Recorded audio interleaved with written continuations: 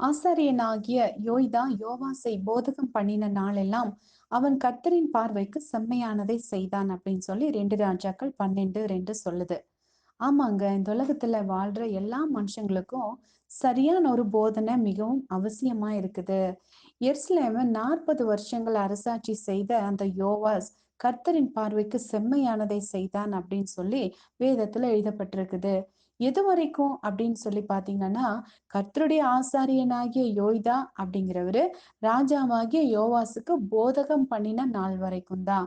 இந்த யோவாஸ் 6 வருஷங்கள் கர்த்தருடைய ஆலயத்துல ஒளித்து வைக்கப்படுறாரு. ஆசாரியனாகிய யோய்தாவினிடத்துல வளர்ந்து வர்றாரு. அதனால அவர் நல்ல வழியில நடத்தப்படுறாரு.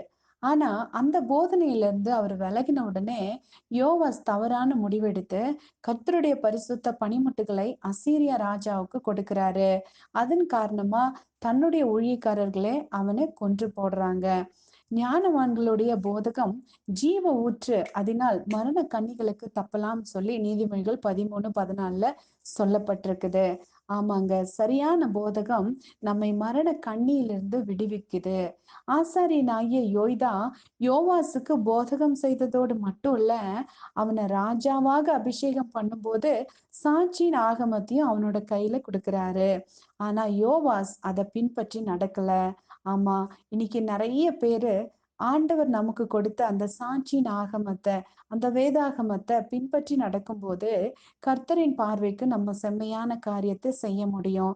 ராஜாவாகிய யோவாஸ் ஆசாரியனாகிய யோய்தாவின் போதனையையும் சாட்சியின் ஆகமத்தையும் கடைசி வரைக்கும், அதாவது தன்னோட வாழ்நாளெல்லாம் கடைப்பிடிச்சிருந்தாருன்னா மரண கண்ணிகளுக்கு அவர் ஆளாகி இருக்க மாட்டாரு.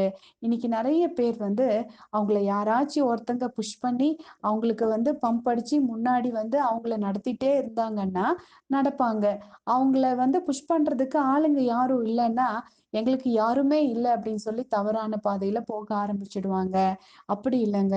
ஆண்டவர் அப்பப்போ சில ஆட்களை கொண்டு, சில மனிதர்களை கொண்டு நம்மள போதனைக்குள்ளாக நடத்துவாரு. அதுக்கு மேல வேதாகமத்தை நம்ம கைகள்லயே கொடுத்திருக்கிறாரு. அத நம்ம வாசிக்கணும், தியானிக்கணும், அதன்படி நடக்கணும்.